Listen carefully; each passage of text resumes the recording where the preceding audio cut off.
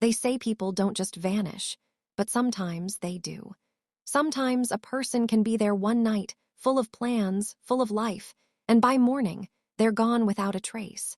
This is the story of Jennifer Kesse, a 24-year-old woman from Orlando, Florida, whose disappearance remains one of the most haunting mysteries in America. Jennifer Kesse seemed to have it all figured out. She was young, beautiful, and ambitious. She had just bought her first condo in Orlando and was thriving in her job as a financial analyst. She had a loving family, close friends, and a steady boyfriend named Rob. Her future looked bright, her life full of promise. But all of that changed in a single day. It was January 23rd, 2006. Jennifer had just returned home from a business trip and spent the evening talking to her boyfriend on the phone. Everything was normal. She told him goodnight around 10 p.m. and said she'd call him in the morning. That call never came. The next morning, Jennifer didn't show up for work. Her coworkers tried calling her, but all their calls went straight to voicemail. Jennifer wasn't the type to skip work or ignore messages, and within hours, concern turned into panic. Her parents, Drew and Joyce Kesse, immediately drove from Tampa to Orlando. When they arrived at her condo, nothing seemed out of place. Inside, the lights were off, her clothes were laid out on the bed, and her towel was still damp from a shower. Her phone, purse, keys, and car were gone. It looked as if Jennifer had gotten ready for work but never made it out the door. 2 days later, police found her black Chevy Malibu abandoned about a mile away from her home. The discovery gave her family a glimmer of hope until they saw the surveillance footage. Security cameras from a nearby business captured a person parking Jennifer's car and walking away, calmly, as if nothing had happened. But the footage was cruelly useless. Every frame of the person's face was hidden behind a fence post. Investigators called it the luckiest fence post in history.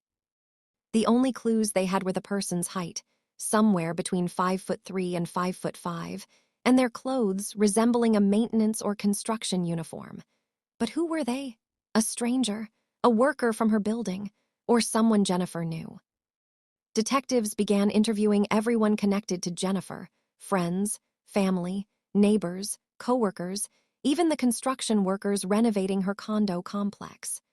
Jennifer had recently mentioned to loved ones that some workers made her uncomfortable, that they would whistle or stare at her when she came and went. It frightened her. Could one of those men have been watching her, waiting for the right moment? Police investigated, but with many workers being temporary hires and speaking little English, leads were difficult to follow. No one stood out. Her boyfriend Rob was questioned but quickly ruled out.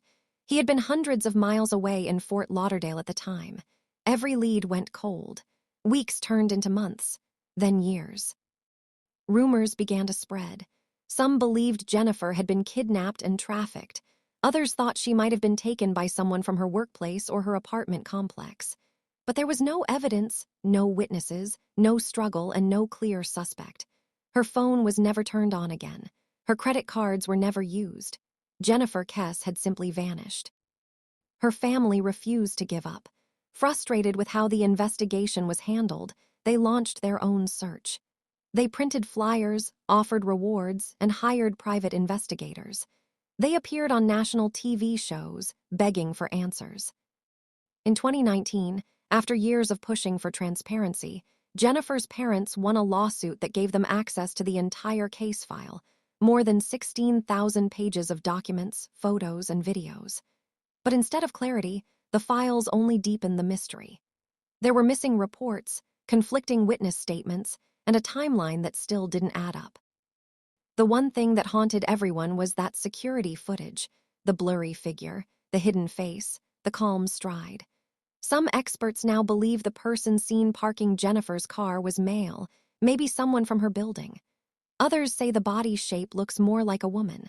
The footage isn't clear enough to know for sure. In the years since, technology has advanced. Image enhancement tools, facial recognition, even AI have been used to reanalyze that same grainy video. But no breakthrough has ever come. Jennifer's parents still hold on to hope. They've kept her case alive through social media, interviews, and a website dedicated to finding her.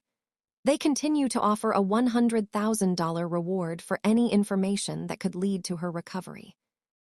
Nearly 20 years have passed since that January morning, yet no one has been arrested. No trace of Jennifer's body has ever been found, and the same question still echoes through Orlando and across the country. Where is Jennifer Kesse?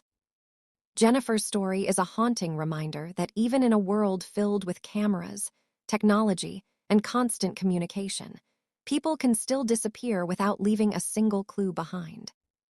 Somewhere out there, someone knows what happened. Maybe it was a moment they witnessed and forgot. Maybe it's a secret someone has kept buried for years.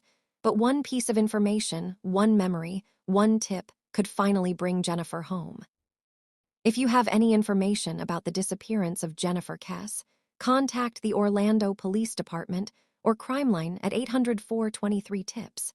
Even the smallest clue might solve one of Florida's most chilling mysteries. This is Mystery Files.